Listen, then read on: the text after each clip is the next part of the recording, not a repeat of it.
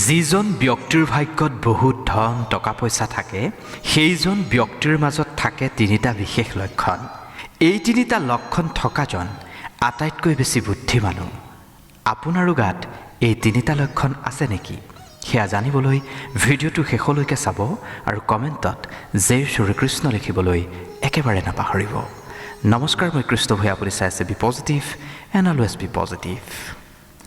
যাৰ ভাগ্যত বহুত ধন সম্পত্তি থাকে তেওঁৰ গাত তিনিটা লক্ষণ বিশেষভাৱে থাকে। কোন তিনিটা লক্ষণ থাকে সেয়া সুন্দৰকৈ উল্লেখ কৰি গৈছে মহাত্মা বিদুৰে। মহাভাৰতৰ মহাত্মা বিদুৰক সকলোৱে ভালকৈয়ে জানে। তেওঁৰ এই নীতিক বিদুৰ নীতি বুলি জনা যায়। মহাত্মা বিদুৰ মহাভাৰত কালৰ আটাইতকৈ বুদ্ধিমান ব্যক্তিসকলৰ ভিতৰত এজন। তেওঁ হস্তিনাপুৰৰ ৰজাৰ মহামন্ত্ৰী আছিল আৰু কৌৰৱ পাণ্ডৱৰ খুৰাক আছিল। বিদুৰ অতি বুদ্ধিমান, চতুৰ, বিদ্বান মনীষী আছিল। তেওঁক ধৰ্মৰাজৰ অৱতাৰ বুলিও গণ্য কৰা হৈছিল।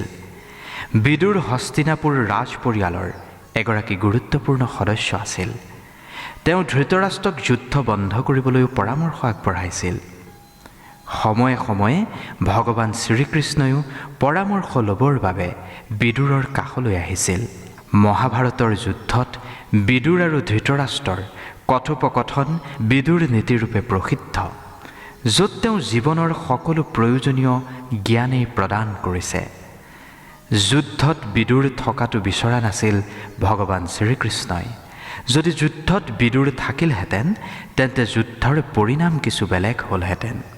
বিদুৰে মানুহৰ এনেকুৱা তিনিটা লক্ষণৰ বিষয়ে কৈছে, যিকেইটা লক্ষণ যদি কোনোবা ব্যক্তিৰ গাত থাকে তেন্তে তেওঁ নিশ্চিতভাৱে ধনৱান হয়।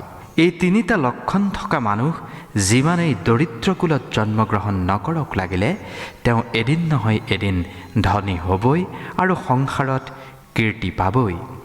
যদি আপোনাৰ ভিতৰতো এনেকুৱা লক্ষণ আছে তেন্তে আপুনিও নিশ্চিতভাৱে ধনী হ'ব। সংসাৰৰ প্ৰতিজন মানুহেই মহাত্মা বিদুৰৰ নীতি অৱশ্যেই অধ্যয়ন কৰিব লাগে। এই নীতিয়ে যিকোনো মানুহক বুদ্ধিমান আৰু মহাজ্ঞানী কৰি তোলে। বিদুৰ নীতিৰ যি অনুসৰণ কৰে তেওঁ জীৱনত কেতিয়াও বিফল নহয়। তেওঁ নিশ্চিতভাৱে সফলতা লাভ কৰে, ইয়াত কোনো সংশয় নাই।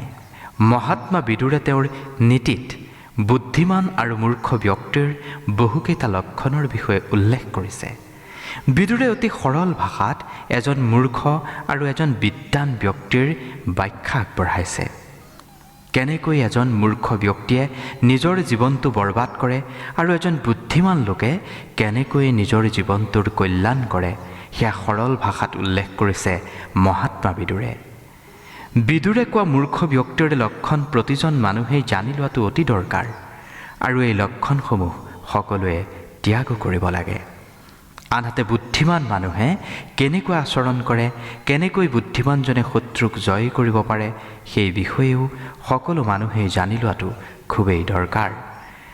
মহাত্মা বিদুৰে যি তিনিটা লক্ষণৰ বিষয়ে উল্লেখ কৰিছে সেই তিনিটা লক্ষণ যদি কোনোবা মানুহৰ গাত দেখে তেন্তে লিখি ৰাখক, সেই ব্যক্তিজনে সংসাৰত কীৰ্তি লাভ কৰিবই আৰু ইমানেই ধন উপাৰ্জন কৰিব পাৰিব তেওঁৰ নাতি পুতিলৈকে কোনো চিন্তা নহ'ব। যদি আপুনিও জীৱনত ধনৱান আৰু সফল হ'ব বিচাৰে তেন্তে বিদুৰে কোৱা এই তিনিটা লক্ষণ নিজৰ লগত এপ্লাই কৰা আৰম্ভ কৰক। এই তিনিটা লক্ষণ নিজৰ জীৱনতো যদি আপুনি প্ৰয়োগ কৰে তেন্তে ধনী হোৱাৰ পৰা আপোনাক কোনেও ৰখাব নোৱাৰিব। আপুনিও চাগে এনেকুৱা মানুহ লগ পাইছে যি বহুত বেছি দুখীয়া আছিল কিন্তু হঠাৎ ধনী হৈ গ'ল। তাৰ আঁৰতো এই তিনিটা লক্ষণেই আছে, যিবোৰ কথাত আজিলৈকে আপুনি গুৰুত্বই দিয়া নাছিল। আহক পলম নকৰি আমি জানি লওঁ সেই বিশেষ তিনিটা লক্ষণৰ বিষয়ে। প্ৰথমটো লক্ষণ হৈছে কামবোৰ গোপনে ৰাখক। মহাত্মা বিদুৰৰ মতে যি ব্যক্তিয়ে নিজৰ গুৰুত্বপূৰ্ণ কামবোৰ সদায় গোপনে ৰাখে সেইজন ব্যক্তি জীৱনত 100% সফল হয়। যি নিজৰ গুৰুত্বপূৰ্ণ কামবোৰ সদায় গোপনে ৰাখি কৰি যায়, বেলেগক সেই বিষয়ে ঘুণাক্ষৰেও জানিবলৈ নিদিয়ে, তেতিয়া সেইজন মানুহৰ কাম সিদ্ধি হৈ যায়। কেতিয়াও সেই কাম বিফল নহয়। যদি আপুনি কিবা নতুন কাম আৰম্ভ কৰিব বিচাৰিছে বা কিবা এটা নতুনকৈ ব্যৱসায় আৰম্ভ কৰিব বিচাৰিছে, তেনেকুৱাত সেয়া গঢ় লৈ নুঠা পৰ্যন্ত কেতিয়াও বেলেগক ক'ব নালাগে। আপোনাৰ যি পৰিকল্পনা বা আঁচনি আছে সেয়া সদায় গোপনে ৰাখক। সেয়া কেতিয়াও বেলেগক নক'ব। তেতিয়া নিশ্চিতভাৱে আপুনি সফল হ'ব পাৰিব। কিন্তু যি মানুহে কিবা এটা কাম আৰম্ভ কৰাৰ পূৰ্বেই সকলোকে জনাই ফুৰে যাতে মানুহৰ পৰা অলপ প্ৰশংসা পাব পাৰি বা নিজকে বুদ্ধিমান দেখুৱাবলৈ যি নিজৰ পৰিকল্পনাৰ কথা বেলেগক কৈ ফুৰে, তেনেকুৱা মানুহে কোনো কামত সফল হ'ব নোৱাৰে। কাৰণ এনেকুৱা মানুহে নিজৰ কামতকৈ মানুহৰ প্ৰশংসাখিনিকহে বেছি গুৰুত্ব দিয়ে। বেলেগৰ পৰা প্ৰশংসা পাবলৈহে তেনেকুৱা মানুহে কাম কৰে। এনেকুৱাত কামটো কেতিয়াও সফল নহয় আৰু অপমানৰহে মুখামুখি হ'বলগীয়া হয়। সেইবাবে আপোনাৰ যি পৰিকল্পনা, যি কাম আছে সেয়া কেতিয়াও কাকো নক'ব। সেয়া সদায় গোপনে ৰাখিব লাগে। যেতিয়া আপুনি সফল হ'ব তেতিয়া নিজে নিজেই সকলো গম পাই যাব। কিন্তু বেলেগৰ পৰা প্ৰশংসা পোৱাৰ আশাত নিজেই কৈ মূৰ্খামিৰ পৰিচয় কেতিয়াও নিদিব। ইয়াৰ উপৰিও যদি আপুনি কিবা এটা নতুন বস্তু ক্ৰয়ো কৰিছে, সেইটোৰ বিষয়েও কাকো নক'ব। দ্বিতীয় লক্ষণটো হ'ল আপোনাৰ ব্যৱহাৰৰ বিষয়ে কাকো জানিবলৈ নিদিব।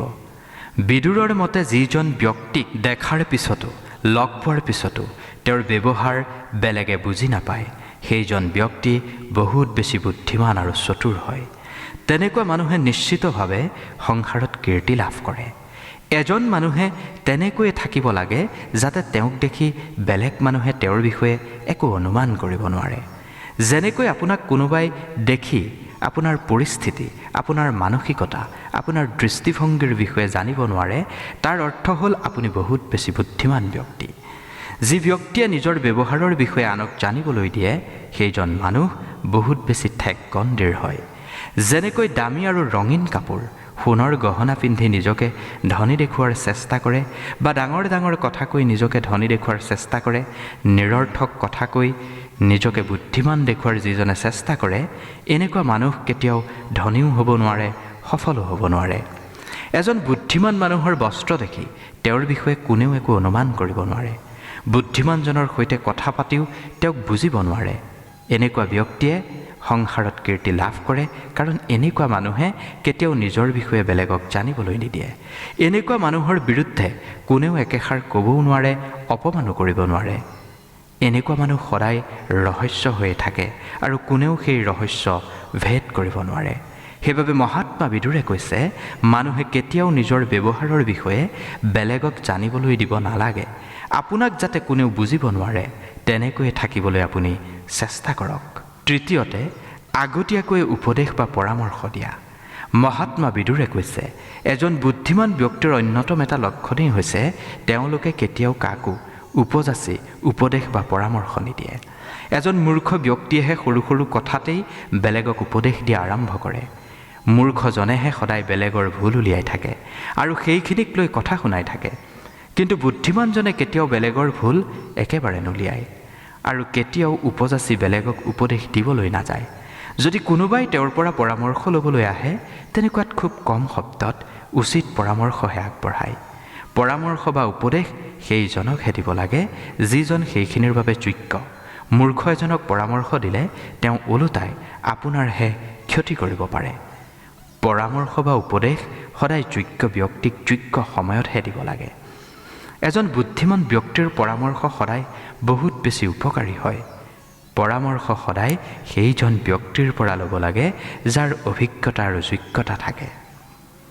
শেষত মহাত্মা বিদুৰে কৈছে, বুদ্ধিমান মানুহে সদায় গোপনীয়তাৰ ধ্যান ৰাখে। এজন বুদ্ধিমান ব্যক্তিয়ে কেতিয়াও বেলেগৰ ৰহস্য ফাদিল নকৰে। সদায় বুদ্ধিমানজনে বেলেগৰ ৰহস্য গোপনে ৰাখে।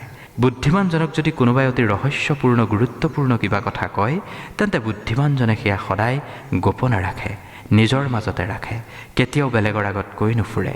সেইবাবে এনেকুৱা মানুহক সকলোৱে বিশ্বাস কৰে। এনেকুৱা মানুহে সদায় বেলেগৰ বিশ্বাস সহজতে জয় কৰে আৰু কেতিয়াও বেলেগৰ লগত বিশ্বাসঘাতকতা নকৰে। বুদ্ধিমানজনে কেতিয়াও অপমানজনিত কথা বেলেগ কাকোৱে নকয়, কেতিয়াও কাকো কটু শব্দ প্ৰয়োগ নকৰে, অপমানজনক কথা নকয়। যদি আপোনাৰ মাজতো এনেকুৱা লক্ষণ আছে, তেন্তে আপুনি বহুত বেছি বুদ্ধিমান। আপুনি নিশ্চিতভাৱে ধনৱান হ'ব, সফল হ'ব। এইখিনিকেই মহাত্মা বিদুৰে এজন ব্যক্তিৰ তিনিটা লক্ষণৰ বিষয়ে কৈছে যি আগন্তুক দিনত ধনৱান হয়। যদি আপোনাৰ মাজতো এনেকুৱা লক্ষণ আছে তেন্তে কমেণ্ট কৰি জনাবলৈ একেবাৰেই নাপাহৰিব। ভিডিঅ'টো যদি ভাল লাগিল অনুগ্ৰহ কৰি লাইক কৰিব, কমেণ্ট কৰিব, শ্বেয়াৰ কৰিব আৰু চেনেলটো ছাবস্ক্ৰাইব কৰি দিবলৈ নাপাহৰিব। ধন্যবাদ।